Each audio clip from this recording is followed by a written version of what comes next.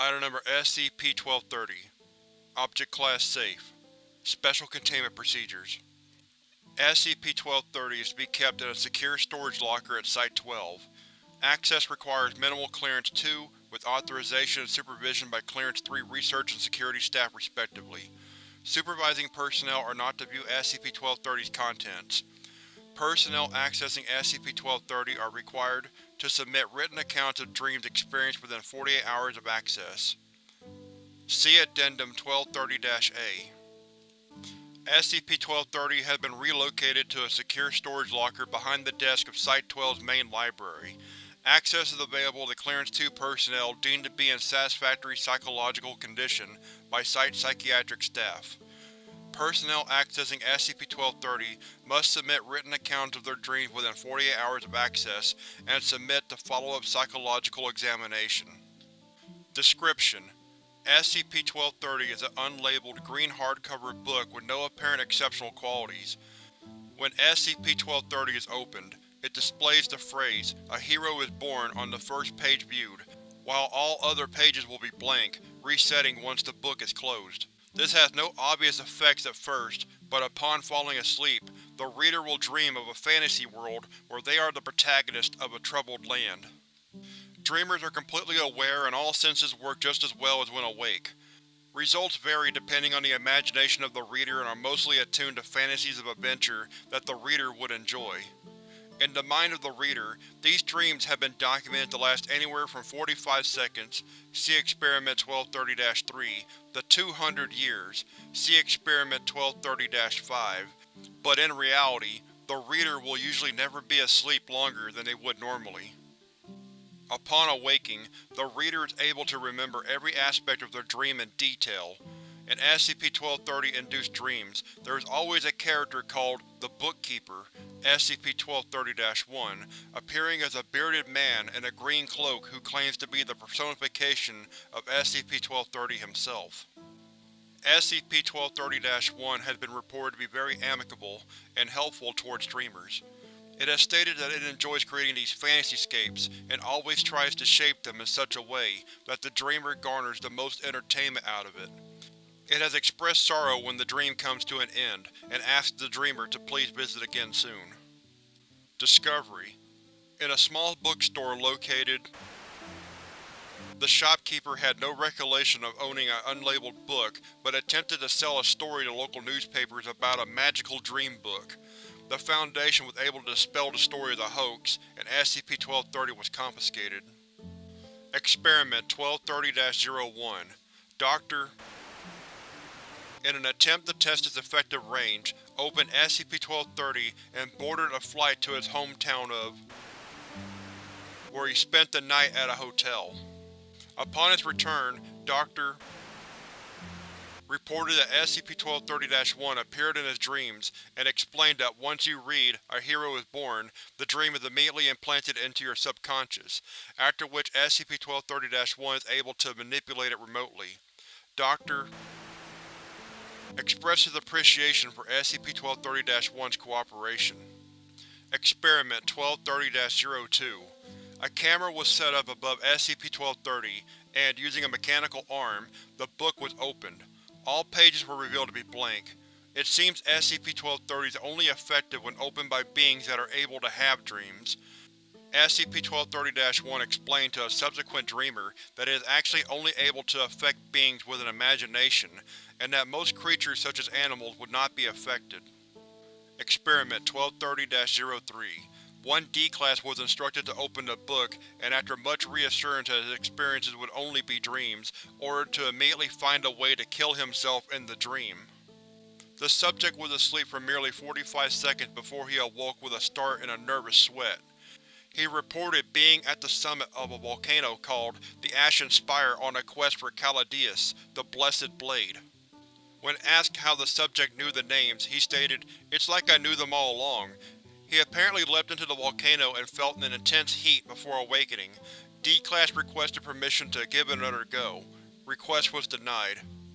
Experiment 1230-04 One D-Class was instructed to open the book and attempt to non-fatally injure himself in his dream. After 6 hours, the D-Class awoke and reported that he was able to feel a numbed sort of pain where it was never so intense as to be unbearable. He also reported meeting an elderly cloaked man who asked him why he was harming himself, but thanked him for not immediately killing himself, like that other rude fellow. Experiment 1230-05 Professor filed a request for access to SCP-1230 and was quickly permitted, given his Level 4 clearance. Staff members recalled that Professor was almost visibly shaking with excitement, and some reported that Professor was an avid fan of tabletop and role-playing games. Surveillance shows that Professor opened the book, read the phrase, sat down beside the desk, and promptly fell asleep.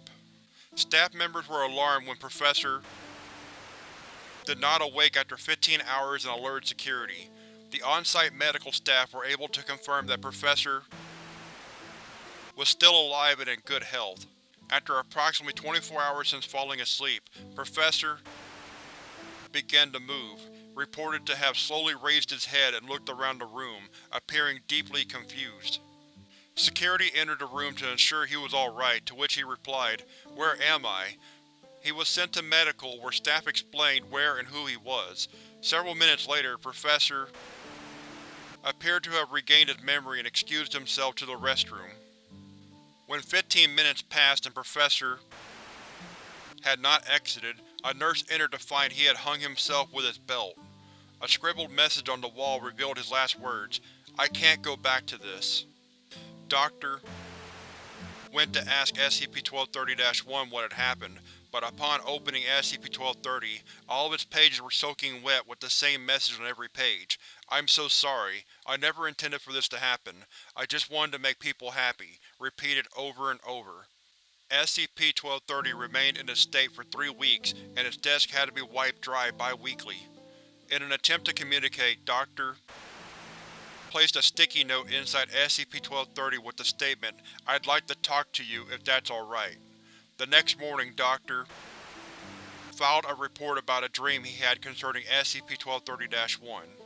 Report 1230-14 Upon falling asleep last night, I dreamt I was in a dark void. There was a street lamp and underneath it was SCP-1230-1 sitting in a puddle. His cloak was visibly soaked and he was sobbing profusely. I remember our conversation. Bookkeeper, is that you? My god, man, where are we? I couldn't think of anything to make for a landscape. Bookkeeper, what happened that day? Why did Professor kill himself? We have to know your side of the story. He has such an active imagination. I was able to create a vast and beautiful universe for him, and it was obvious that he wanted a life like that for so long.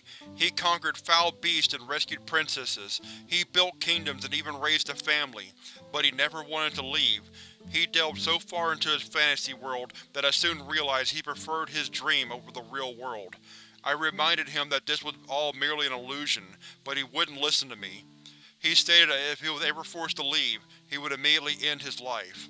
I tried to keep him happy for as long as I could. Bookkeeper, how long was the dream from his point of view? 200 years, Doctor. I did my best, but I could only hold on to him for 200 years.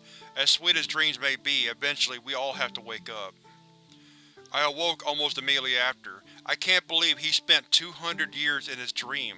I'm astounded by his foolishness, but it's such a shame to have lost a brilliant mind to his own delusions. Shortly after the report was filed, surveillance showed Dr. slipping another small paper into SCP-1230. A few days later, SCP-1230 began showing its usual "A Hero is Born" greeting once again. When asked what the note said, Dr.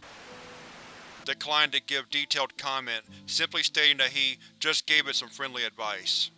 Addendum 1230-A.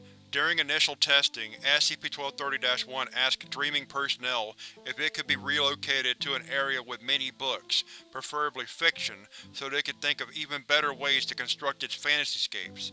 After numerous experiments were performed to ensure that SCP-1230 posed no threat, the request was accepted and SCP-1230 had been relocated to Site-12's library.